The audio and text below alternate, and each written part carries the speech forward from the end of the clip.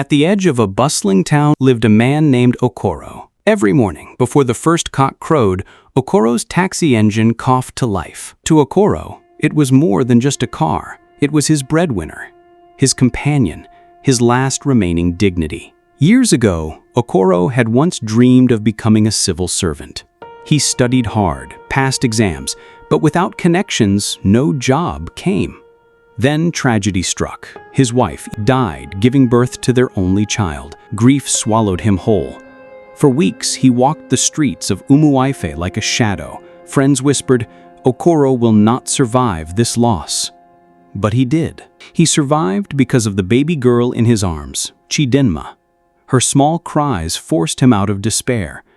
With no stable job, he borrowed money, bought an old taxi, and began driving passengers around town.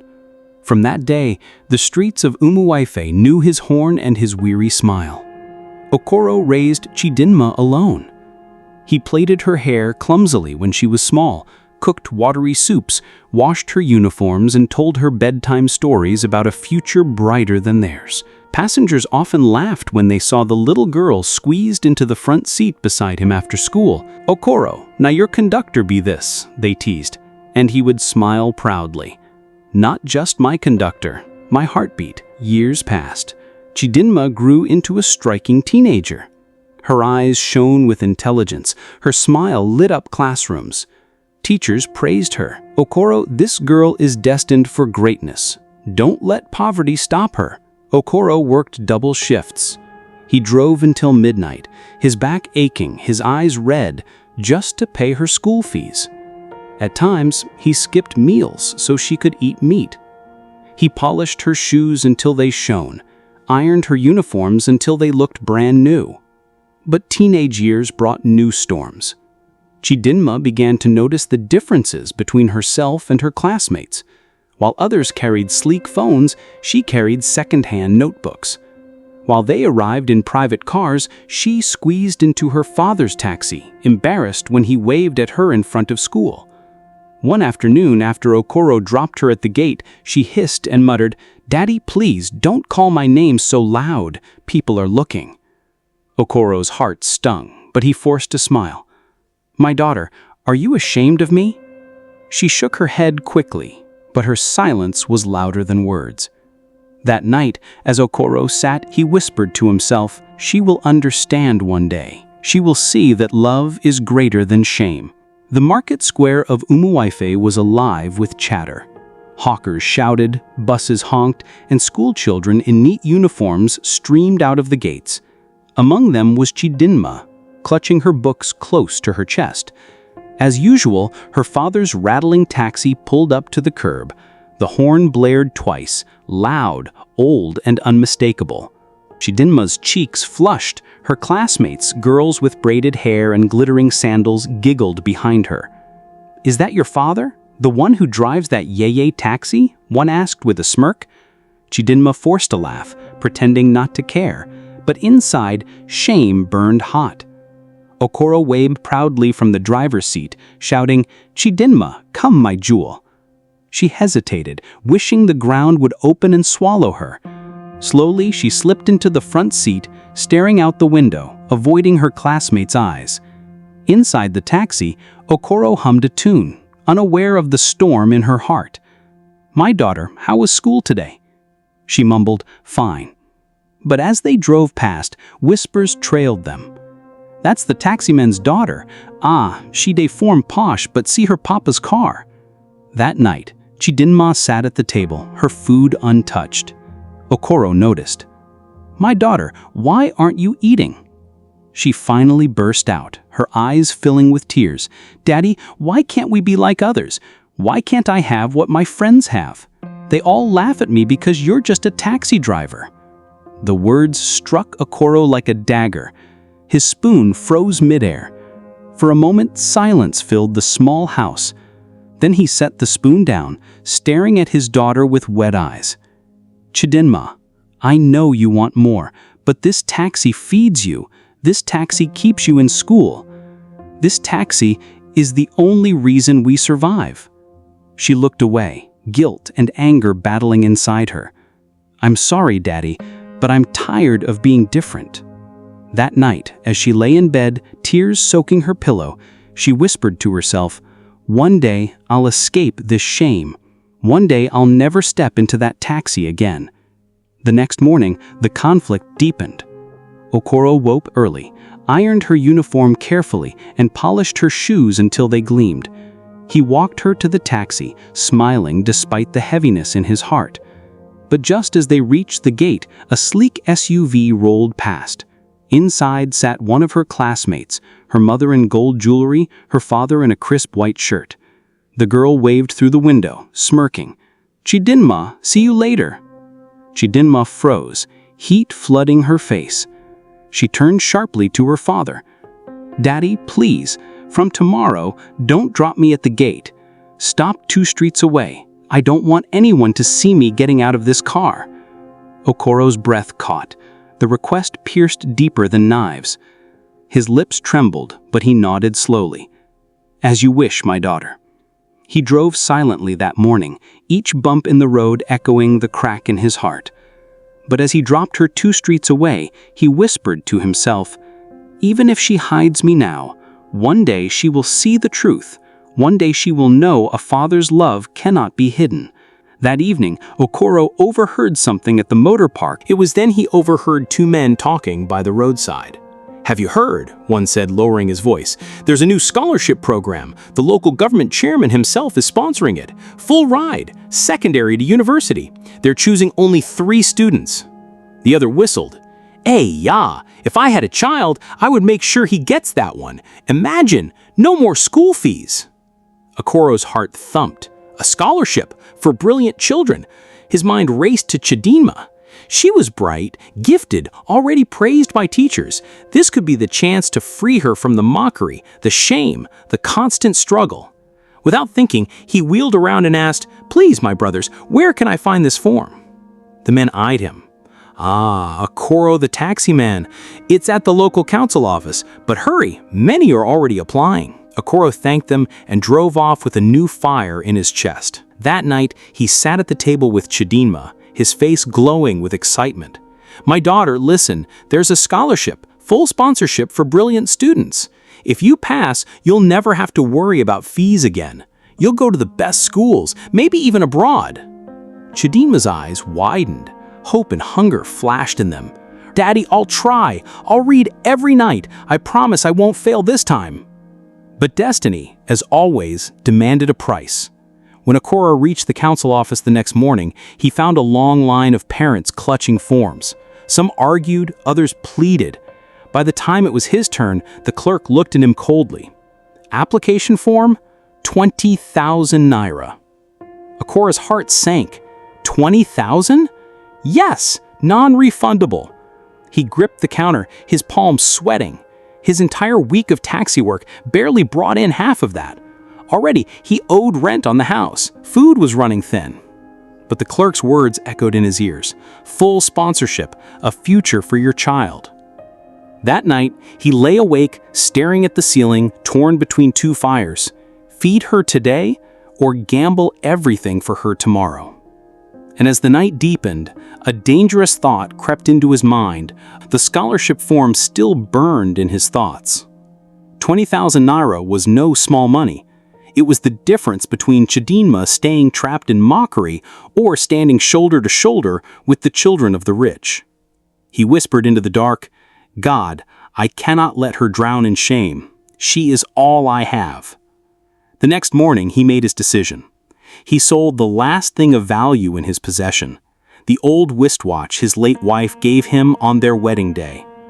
The watch that had ticked through their brief happiness, the one he had polished every Sunday. When the buyer pressed 15,000 naira into his palm, it felt like someone had carved a piece out of his chest. With taxi fares from that week, he added the rest and secured the form. When he handed it to Chidinma, her eyes glowed. She threw her arms around him. "Daddy, thank you. I will make you proud. One day, you will not regret this." Okoro smiled faintly, swallowing the ache in his heart. "My daughter, I have nothing else. All I have is you. Shine where I could not." 2 weeks later, the results were posted. Okoro pushed through the crowd at the council office, his hands shaking. And there it was, Chidinma's name. She had been chosen. When he ran home with the news, she screamed with joy, jumping into his arms. For a brief moment, all the shame, all the mockery, all the hunger vanished. Okoro believed light had finally broken into their dark world. But as destiny often does, the light carried its own shadow. University life opened doors Chidinma had never imagined. She stepped on campus with brand new notebooks, her scholarship covering tuition, hostels, even allowances. For the first time, she walked among children of senators, bankers, oil tycoons. Their clothes were imported, their phones sleek, their English polished. At first, she hid quietly in their shadows, but soon whispers followed her. Who is that girl? They say her father is a taxi driver in Lagos. Chidinma's stomach knotted with shame. Each time she thought of Okoro's faded taxi, the peeling paint, the smell of petrol, her heart sunk. When Okoro visited campus one weekend, dressed in his old brown shirt, his palms oily from the steering wheel, she nearly collapsed with embarrassment. He waved at her proudly in front of her classmates. "My daughter, Chidinma!" The girls beside her giggled. One whispered loudly, "Is that your father, the taxi man?" Chidinma forced a laugh. "No, he's just our driver from the village." Okoro's smile froze. His heart trembled. He wanted to call her name again, but the words stuck in his throat. He turned slowly, limping back towards his taxi. That night, he sat in his one-room apartment, staring at the ceiling, whispering, "So this is how it begins. My jewel no longer sees me as her father." But he clenched his fist, tears rolling down his cheeks. "It's all right. Let her despise me now. One day, the world will see the truth." Graduation day at the University of Lagos glittered with pride. Among the graduates was Chidinma, dressed in her black gown, cap tilted neatly. She was radiant, her smile wide, her eyes full of the future. From the back of the crowd, Okoro pushed through, holding a small nylon bag. Inside was the only gift he could afford, a second-hand wristwatch he had polished until it shone. When he spotted her in the distance, his heart leapt. He raised his voice above the noise. "Chidinma, my daughter, my jewel!" Heads turned. Students glanced at the sweating taxi man, calling out proudly. A group of Chidinma's classmates burst into laughter. "See, that must be the taxi driver she never wants to talk about." Another smirked. "No, after all this fine schooling, this is the kind of father she has?" Chidinma's smile vanished. "My daughter," he said breathlessly, holding out the small bag. "Congratulations. You have made me proud. This is for you." She froze. "Daddy," she hissed through clenched teeth. "What are you doing here? Why are you shouting my name in front of everyone?" Okoro blinked, confusion clouding his joy. "I came to celebrate you. I sold extra trips this week so I could buy you this." He held up the watch. His hands trembled, but his smile remained. Chidinma's chest tightened. Shame warred with guilt, but pride, ugly and sharp, won. She snatched the bag quickly and muttered under her breath, "I told my friends you're just our driver. Don't embarrass me. Please, just leave." The words struck like knives. Okoro staggered back a step. His lips trembled, his eyes wet. For a long moment, silence stretched between them, broken only by the laughter of her classmates. "Driver, I beg, no disturb my BAM graduate," one of them mocked loudly. Okoro's chest burned. He wanted to shout, "I am her father." He wanted to remind her of nights he went hungry so she could eat, of mornings he ironed her uniform until his hands blistered, of the watch he had sold to buy her scholarship form. Then he turned and walked away, his shoulders bent, his gift still clutched tightly in his fist. Behind him, Chidinma's classmates jeered, but deep inside, a shadow crept into her heart. She had cut the last thread, and something told her it would not be without consequence. That night, Okoro sat alone in his one-room home. He placed the polished watch back into its box, unopened. His tears fell silently onto the floor. The city of Lagos swallowed Chidinma whole. Fresh out of university, she landed an administrative job at a bank in Victoria Island. She wore fitted suits now, her hair in weaves that shimmered under office lights. She posed for pictures in front of glass buildings, uploading them with captions, "A woman of class, a woman going places." Her salary was small compared to her colleagues, but in her heart, she had crossed the line between trenches and city life. She was no longer the girl squeezed into her father's taxi, no longer the one mocked for having a poor driver as a father. But with her rise came a deeper rejection. When Okoro called, his voice warm with longing, "My daughter, when can I visit you in the city?" She froze. The thought of her coworkers seeing her father in his faded clothes climbing down from a battered taxi made her skin crawl. "Daddy, please don't come. People will laugh at me. Just stay in Umufe." His breath caught. "But Chidinma, it's been months. I just want to see your face." "Please," she snapped. "Don't embarrass me. If anyone here finds out you're a taxi driver, do you know how they'll treat me? Daddy, you were shame to me." The line went silent. Okoro's chest tightened, his calloused hands gripping the steering wheel of his taxi, the same hands that once carried her to bed when she was sick, that polished her shoes until they gleamed. Now those hands were labeled shame. Tears blurred his eyes. He drove through Lagos traffic blindly, the honks and curses of passengers a blur. Inside, his heart was breaking. It was a Saturday afternoon in Lagos. Chidinma had just been promoted at the bank, and her colleagues insisted on celebrating. They chose a popular restaurant on the island, the kind of place where valet drivers lined expensive cars like trophies. Chidinma arrived in a borrowed Toyota Corolla, stepping out in a fitted red dress, her heels clicking proudly. As the celebration went on, with music playing and glasses clinking, the last thing she expected happened. Okoro walked in.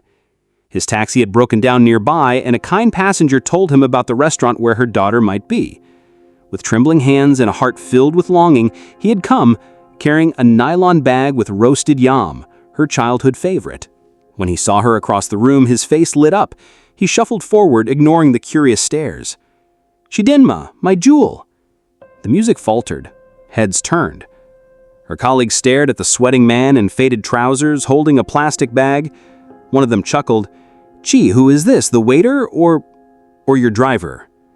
Laughter rippled across the table. Chidinma's blood ran cold. Shame hit her like fire.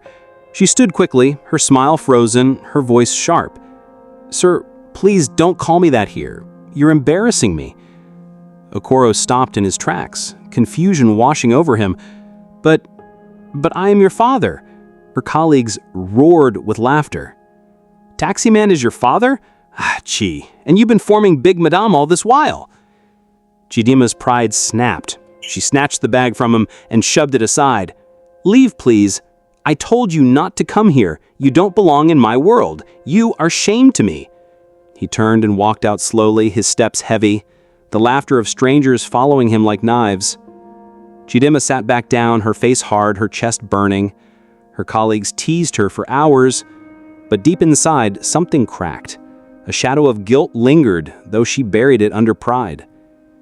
That night, Okoro sat alone in his room, the bag of yam beside him, untouched. He stared at the lantern flame, tears running silently on the floor. "One day," he murmured to the darkness, "one day my daughter will remember me. That by then, it may be too late." The years that followed turned the tides of destiny. Okoro's battered taxi finally gave up one morning, coughing its last breath in the middle of Oshodi. He stood there in the smoke, watching passengers curse and walk away. His heart was heavy, but in that broken moment, a new path opened. A familiar face emerged from the crowd. A businessman named Mr. Ajayi, once a regular passenger in Okoro's taxi. He had always admired Okoro's honesty. "Okoro," he said, "you are wasted as just a driver. Come and work for me. I'm starting a new transport company. I need someone who understands the road and knows the people." At first, Okoro hesitated. He had only ever known the steering wheel, but hunger and shame had taught him courage. He nodded. "I will try." That decision changed everything. As months passed, Okoro proved himself. He managed routes with precision, treated drivers with fairness, and kept accounts clean. Unlike others, he never cheated. Slowly, Ajayi gave him more responsibility. Within 2 years, Okoro was running the entire Lagos branch of the company. But Okoro was not satisfied. He saved every naira he could, ate the simplest food, wore the same 2 shirts. His dream burned quietly. That day came when Mr. Ajayi retired and offered to sell him a few buses on loan. Okoro took the risk. He worked day and night, driving during the day, managing accounts at night. His buses multiplied, contracts rolled in. His company, Okoro Transport Limited, was born. By the time 5 more years passed, Okoro was no longer the dusty taxi driver of Umuafe. He was now a transport mogul, with dozens of buses across Lagos and branches stretching toward Ibadan and Onitsha. His name carried weight at business gatherings. Newspapers interviewed him. Banks sought him. And yet he still lived simply, still polished his shoes himself, still remembered every turn of the steering that once fed him and his daughter. But the most powerful change was inside him. The shame once thrown at him no longer mattered. Each morning he looked in the mirror and whispered, "I survived." Meanwhile, Chidima's life was not as golden as she portrayed on Instagram. Yes, she wore fine clothes. Yes, she mingled at offices and lounges. But behind her laughter was emptiness. At work, colleagues she once outshone began to rise faster. Rumors swirled. Whispers cut her pride. And though she pretended all was well, the walls of her new life were cracking. One rainy evening, as she scrolled through her phone in silence, a headline caught her eye. From taxi driver to transport tycoon, the inspiring story of Okoro of Umuafe. Her heart stopped. Her father's photo filled the screen. Older now, dressed in a fine suit, shaking hands with government officials. Behind him were fleets of brand new buses painted with his name. Her chest tightened. The man she had once called shame was now being hailed as a hero, a success story, a symbol of perseverance. She dropped the phone, her hands trembling. Shame of a new kind consumed her, not shame of his poverty, but shame of her own betrayal. The next morning, the glass doors of Victoria Trust Bank gleamed under the Lagos sun. A meeting had been announced. Special investor introduction. All staff must attend. Inside the grand conference hall, the air buzzed with anticipation. Senior managers adjusted their ties, junior officers whispered excitedly. Chidima sat among them, her hands trembling slightly. She had heard rumors of a new top investor who had injected millions into the bank. Whoever he was, he would now command influence over her career. The managing director walked to the podium, smiling broadly. "Ladies and gentlemen, today we honor a man of integrity, resilience, and vision. A man who rose from the streets of Lagos to become one of the largest transport moguls in West Africa. Please join me in welcoming Mr. Okoro of Umuafe." The room erupted in applause. Chidima's world shattered. Her heart slammed against her ribs as the doors opened and Okoro walked in. He was no longer the dusty taxi driver she had once hidden from. He wore a tailored navy blue suit, his shoes polished like glass. His shoulders were firm, his face calm, his presence commanding. The MD shook his hand, leading him to the front. This man believed in honesty when others chose shortcuts. He built his empire with clean hands, and now he has entrusted his fortune to this bank. From today, he is not just our client, he is our pillar. Chidima sat frozen in her chair, her palms cold, shame flooding her veins. The man she had called shame was now her bank's pride. The colleagues she had lied to, the one she told, "My father is dead," were now clapping for the very man she erased. Then came the final blow. The MD gestured toward the staff. "Mr. Okoro, please meet some of our finest officers. They will serve as your liaisons." And before she could hide, a senior manager said cheerfully, "Sir, this is one of our bright young women, Chi. She will be working closely with your accounts." Okoro turned. His eyes met hers. The room seemed to fall silent. For a long moment, father and daughter stared at one another, one with calm dignity, the other with drowning regret. Chidima's lips trembled. Her colleagues looked from her to Okoro, confusion dawning. "Chi, is this your father?" one whispered. Her secret collapsed. The wall she had built crumbled. Tears filled her eyes as she stood shakily. "I am sorry." Gasps rippled through the hall. Some staff frowned, whispering, "She denied him before, so it was true." Others shook their heads in pity. Okoro inhaled deeply. He looked at her, the daughter he had raised with calloused hands, the child he had carried through storms, the one who had spit shame at him in public. Pain flickered in his eyes, but his voice was steady. "My daughter," he said softly, "I forgave you the day you called me shame, but understand this. A tree that forgets its roots will one day dry up. The world is clapping for me today, but I would have given it all just to hear you call me father with pride." Chidima broke. She fell to her knees before him, her tears staining the polished floor. Okoro bent slightly, lifting her gently by the shoulders. "Stand, my daughter.